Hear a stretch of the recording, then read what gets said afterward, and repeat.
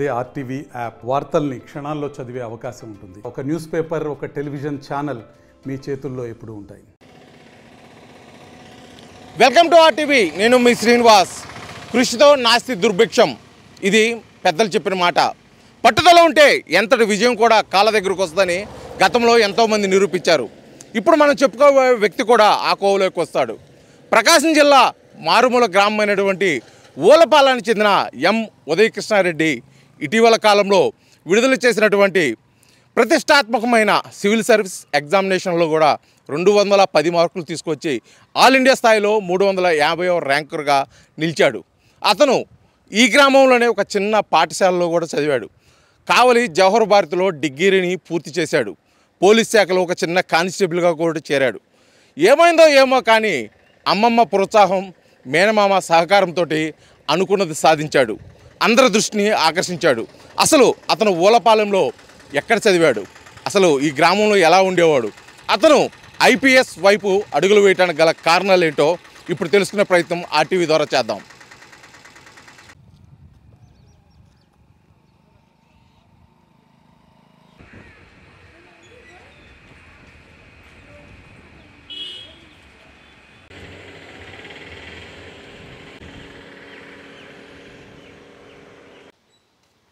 ప్రస్తుతం మనం ప్రకాశం జిల్లాలోని ఊళ్ళపాలెంలో ఉన్నాము. అదే ఎం ఉదయకృష్ణారెడ్డి స్వగృహం దగ్గర కూడా ఉన్నాం. ఇప్పుడు మనతో పాటు మాట్లాడేదాని కోసం వారి నానమ్మ రావణమ్మ గారు అయితే ఉన్నారు. అసలు చిన్నప్పటి నుంచి ఉదయకృష్ణారెడ్డి ఎలా ఉండేవాడు, అసలు ఆ ఐపీఎస్ వైపు వెళ్ళడానికి గల కారణాలు లేదో ఆమె మాట్లాడినట్టు తెలుసుకుందాం. నమస్కారం అమ్మ. నమస్తేనయ్యా.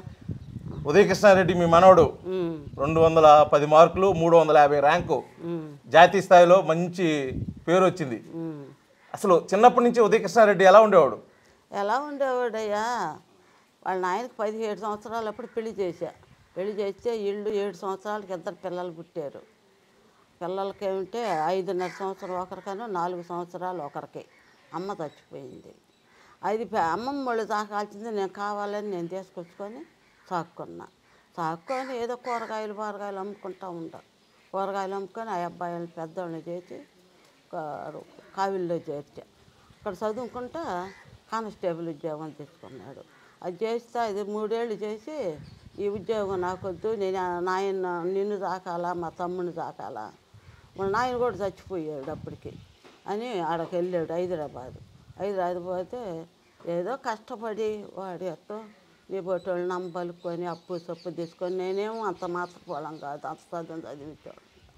నాకు 2 లక్షలు ఉంటే తీసుకెళ్ళాడు. ఇల్లు కట్టి మిగిలితేను తీసుకెళ్ళి ఎట్టో వాడు తంటాలు పడి బాగా కష్టపడి తినక ఆ ఉద్యోగం తెచ్చుకున్నాడయ్యా. చాలా కష్టం మా అబ్బాయిది. చిన్నప్పుడు ఇక్కడే చదివాడా స్కూల్లో? చిన్నప్పుడు ఇక్కడ స్కూల్లో 10 వరకు చదివాడు. 10 వరకు చదివి కావిలిలో చేరాడు. కావిలిలో చేరిన తర్వాత అబ్బాయికి ఉద్యోగం వచ్చింది, కానిస్టేబుల్ ఉద్యోగం. మాది చెప్పాలంటే చాలా కష్టం. తల్లిదండ్రులు లేని పిల్లలు సాక్కున్నా నేను కష్టపడి చాలా బాధపడ్డాను నేను వాళ్ళ కోసం. కానీ ఆ భగవంతుడు సల్లంగా చూసాడు మీ అందరి దయ వల్ల అని నేను కోరుకుంటున్నాను. ఎలా ఉండేవాడమ్మా ఇంట్లో చిన్నప్పటి నుంచి ఉదయకృష్ణారెడ్డి? ఎలా ఉండేవాడు ఇంట్లో? ఎలా ఉండేవాడు? బాగానే ఉంటాడు, మంచిగానే ఉంటాడు. పుట్టినప్పటి నుంచి మంచితనమే వాడికి. ఓర్పు మంచితనం బాగుంటుంది. స్కూల్ ఎక్కడమ్మా? ఇక్కడ ఊళ్ళపాలెంలోనే. ఊళ్ళపాలెంలో ఇళ్ళకి పై ఎత్తునే ఉంటుంది స్కూలు. అక్కడ కూడా బాగానే చదువుకుంటా. 3లో నేను అక్కడ ఎల్లుండి స్కూల్లో వేస్తే ఇక్కడ రాజ్యం వైవరం అని ఉంది. లగుదాలతా సూదులు దారం పెట్టాడంట.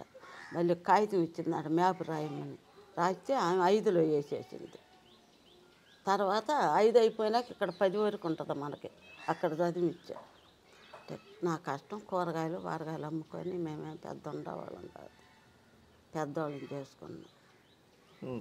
అంటే చిన్నప్పటి నుంచి వాళ్ళ అమ్మ నాన్న ఇద్దరు లేరు కదా, ఎప్పుడన్నా బాధపడేవాడు అలాగా? అంటే లేరు, ఏడుస్తాడు. దేవుళ్ళని నమ్మేవాడు కాదు. పోలీసు ఉద్యోగం వచ్చిందాక ఏం దేవుడు ఏంది దేవుడు అని ఎవడు ఉంటే మా అమ్మ లేకుండా పోయింది, మా నాయన లేకుండా పోయింది అని ఏడుస్తాడు. నన్ను పట్టుకొని నేనేం చేయగలుగున్నాను? ఏమన్నా బరువు అద్దించగలుగున్నానా? కాదు కదయ్యా. అట్టే సాక్కుంటా ఉన్నా.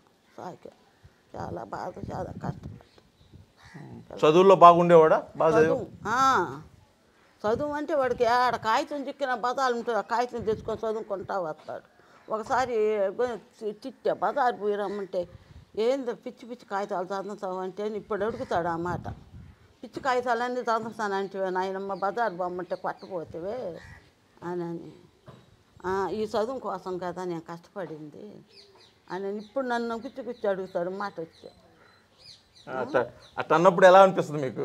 ఎలా అనిపిస్తుంది, నేను ఎంచుకున్నాను ఆ రోజు ఇట్లాంటి జరిగేది, నేను మోటిదాన్ని కదా. ఇప్పుడు నా బిడ్డ ఏదో 10 రూపాయలు సంపాదించుకునేవాడు అయ్యాడు, పలుకుబడి వచ్చింది అని. పలుకుబడి కాదమ్మా, ఒక పోలీస్ డిపార్ట్మెంట్లో ఒక మంచి స్థాయి, ఆ స్థాయికి రావాలంటే లక్షలో కోట్లో కూడా ఒకరు ఇద్దరు కూడా రారు. అయినాయి, డబ్బు కూడా చాలా అయింది అబ్బాయికి. ఎట్టయితేమో వాళ్ళ మామ ఉన్నాడు కోటిరెడ్డి అని ఒంగోలులో. నేను చదవను మామయ్య అని చెప్పని, ఈ ఉద్యోగం నాకు అవసరం లేదు, రాజీనామా పెడుతున్నాను, హైదరాబాద్ పోతున్నాను, ఏమన్నా డబ్బులు పంపిస్తే పంపి, లేకపోతే నేను ఎట్టా చేసుకుంటా అంటే, ఎందుకోని అబ్బాయి అట్ట చేస్తున్నా అంటే, నాకు వద్దు కానిస్టేబుల్ ఉద్యోగం అని వెళ్ళాడు. వాళ్ళ కూతుర్ని కూడా ఇచ్చాడు, ముందు తగిలించుకున్నాడు 10 కోట్లని. ఇప్పుడు వాడికి కావాల్సినంత వస్తుంటే నేనుండి ఆ పిల్లలు ఎందుకు రమ్మనకంటే, నీకు మతిపోయిందా ఏందా అని అంటున్నాడు. నీకని చదువుతుందా, మనకు అయిన వాళ్ళు అయినే డబ్బు అంటావు ఏంది, ఇప్పుడు మతిపోతుంది ఏంది నాయనమ్మ అంటున్నాడు. సరే, కానిస్టేబుల్ ఉద్యోగం వచ్చింది కదా, అది ఉద్యోగం ఎందుకు వదిలేశాడు? ఆడ ఏందో ఎవరు ఇంకొక ఆయన ఉంటాడంట వీళ్ళ మీద, ఉద్యోగం పోయినప్పుడు ఎందుకు చేయను లేకపోతే డ్యూటీకి వెళ్ళాడు, కొంచెం ఆలస్యంగా పోయాడు. పోయేలేక వాళ్ళందరూ ఉండారంట. ఆయన అన్నాడంట, ఆయన ఎవరయ్యా, ఇంకొక ఆయన ఉంటాడంట, ఆయన ఇడుగోనయ్యా కలెక్టర్ ఉద్యోగం చేసి ఆయన ఇప్పుడు వచ్చాడా అన్నాడంట. అప్పుడంట మేసం మెలేసి నీ కాడకి మించిపోయి నిన్ను చూడు ఏం చేస్తానని వచ్చేసాడు, నాకు వద్దు ఆ ఉద్యోగం అని. వాడు అట్ట చేసేసాడు. ఇప్పుడు నువ్వేం అనలేదు అప్పుడు ఉద్యోగం వదిలేసి ఏంద్రా ఇటు ఉద్యోగం వదిలేసి వచ్చావేందని అడగలేదా? అసలు పోలీసు ఉద్యోగం వద్దని ఏడుపు, నేను పోను నాకు ఈ ఉద్యోగం వద్దు అని. మా ఆయన చేస్తున్నాయంట అప్పుడు ఉద్యోగం, మా తాత ఉద్యోగం, ఈ గుట్టలే నాకు వద్దు, నేను మంచి ఉద్యోగం చేసుకోవాలి, బాగా కష్టపడాలా అని చెప్పని పెద్ద తొగు కూడా పెట్టుకొని వెళ్ళాడు ఢిల్లీకి. 2 లక్షలు ఎత్తుకొని వెళ్ళి 4,000 ఉండవు అంటే డబ్బులు అంటేను అక్కడ చదివి వచ్చాడు, 11 నెలలు చదివి వచ్చాడు. ఇంత తలకా ఇంత కాళ్ళు చేసుకొని వచ్చాడు అక్కడ ఢిల్లీలో. మళ్ళీ తీసుకొచ్చాను, మళ్ళీ నేను హైదరాబాదే పోతానని మాకు అలివి కాల, అసలు ఈ చదువులు చదవాలని వదిలిపెట్టేశా. 9 ఏళ్ళు హైదరాబాద్ పోయి అయితే అనుకుంది సాధించాడు. సాధించాడండి, మాకు అలివి కాల, హైదరాబాద్ వెళ్ళిపోతున్నాడు, ఒక పూట కూడా ఏడుంటాడు. ఈ ఉద్యోగం వచ్చిందాక నాకు ఒక మాట కూడా చెప్పి, ఒక గంట నా కాడ కూర్చొని కూడా మాట్లాడాలి, వెళ్ళిపోతా ఉన్నా, నాకు అదే కావాలి, ఆ ఉద్యోగమే కావాలంటున్నాడు. అయ్యా మనం ఏం చేస్తాం? ఇప్పుడు వచ్చి మొన్న వచ్చాడు, ఒక వారం రోజున్నాడు, ఏమ్మా గొంతులో కూర్చుంటే కాగితాలు పిచ్చి కాగితాలు చదువుతానంటే ఆ మాటే పట్టుకొని అంటాడు ఊరికన్నాను. ఊర్లో ఉన్నప్పుడు ఏదైనా పక్కన వాళ్ళకి సాయం చేయటం కానీ, ఏదైనా ఎవరన్నా పని చేసి పెట్టడానికి చేయటం కానీ బాగా కాదయ్యా, 10 చదువుకుంటుంటే వీడికి ఫ్రెండ్ ఉన్నాడు, ఇక్కడ కూర్చోబెట్టేదని వాడికి చదువుతుంటాడు, మార్కులు ఇటు రాయాలా, ఇటు చదవాలని. 4 రోజులు చదవనిచ్చి ఊళ్ళో వాళ్ళకి చదువుని చదువుతావేందరా, నేను అయ్యవారివే నీది నువ్వు చూసుకోవేందని అనేదాన్ని. వాళ్ళకి కూడా చెప్పేది. చాలా మంచోడు నా పెద్ద మనవడు మట్టుకి. చిన్నోడు ఇప్పటికి ఉద్యోగం తెచ్చుకోవాలి, 3 ఊళ్ళు తిరిగి ఉన్నాడు, వాడికి ఇబ్బందిగా ఉందో వాడికి. వస్తుంది, ఇబ్బంది ఏం లేదు కానీ. అయితే ఇప్పుడు మొత్తానికి పెళ్ళయింది, ఏమైనా పిల్లలా? పెళ్ళి చేస్తా అంటే ఇదే నిన్న చెల్లులో కూడా చూపించారు. మా నాయన ఒక ఆమె మాట్లాడుతుంటే ఆ మామగారు నీతో 2 మాటలు మాట్లాడా. మా నాయన ఇప్పుడు పెళ్లి చేసుకోమంటుంది, నేను ఇప్పుడు అలా చేసుకోను, నేను ట్రైనింగ్లు ఉండే నాకు, ట్రైనింగ్ పోయినాక అప్పుడు చేసుకుంటాను అని పెళ్లి పిచ్చుకోలేదు, చదువు ఉద్యోగం కావాలని వాకులాడుతున్నాడు. మీతో ఎప్పుడైనా చెప్పాడా నేను కలెక్టర్ అవుతాను లేకపోతే ఎస్పీని అవుతాను అని ఎప్పుడైనా చెప్పాడా మీతోటి? ఇది అవుతాను నేను అదే చెబుతాడు. ఏమని చెబుతాడు? అదే చదువుతున్నాను, డబ్బు తెస్తున్నాను, నాకు ఇస్తున్నారు, నేను చదువుకుంటున్నాను, నేను ఇంతకింత డబ్బు తెచ్చావు, నువ్వు నన్ను ఏం అడగద్దు, నేను తీర్చుకుంటాను నాకు ఆ ఉద్యోగం కావాలి, అసలు కలెక్టర్ ఉద్యోగం కావాలని వాడి కోరిక. ఇది కూడా కాదు.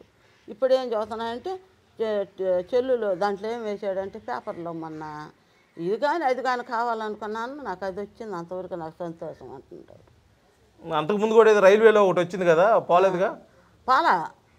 పోకుండా దీనికోసం ఉండేది. 4వ నెలలో 22వ తేదీ నాకు మార్కులు వస్తాయి.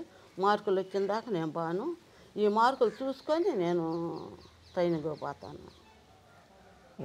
మొండిగా చదివాడు, ఉండా లేకపోయినా. ఒకరోజు 20 రూపాయలు ఉన్నాయి అంటే పోయిన కొత్తలు మా కష్టాలు చదువుతుండ బాబీకి ఇచ్చాడంట. 20 నువ్వు పూరి తెచ్చుకొని తినరా అని 20 తీసుకొని 2 తెచ్చాడంట. వాడుండ రూమ్లోకి, నువ్వు ఒకటి తిన అన్నా, నేను ఒకటి తింటా అన్నట్టేను. నేను తిన్నారా, నువ్వు తిను అంటే. ఆ ఉద్యోగం రోజు బాబీ సంతోషపడ ఏడుస్తూ ఉన్నాడు. అంత కష్టపడ్డాడు, హైదరాబాద్ పోయి అంత పలుకుబడి తెచ్చుకొని అంత డబ్బు అప్పు పుట్టించుకున్నాడు, చదువుకున్నాడు, ఏడుస్తున్నాడు. అన్ని కష్టాలు నాకు బాగలేకపోయినా తీసుకుపోయాడు, చూపించాడు. ప్రతి ఒక్క నెల మందులు పంపిస్తాడు. అమ్మ లేదు, అబ్బ లేరు, మా నాయనమ్మే మా కన్యను, అమ్మ చూసుకున్నట్టు నాయన చూసుకున్నట్టు అని. ఒకరోజు ఫస్ట్ అమ్మ పోయావు చచ్చిపోయినాక చిన్న పిల్లలని, తర్వాత నాయన పోయావు నాయనమ్మ, ఇప్పుడు మా నాయనమ్మ నువ్వు అని ఏడ్చాడు పట్టుకొని. ఇప్పుడు మీ మనవడు ఉదయ కృష్ణారెడ్డి అనుకున్నదైతే సాధించాడు. నాయనమ్మగా నీకేమనిపిస్తుంది?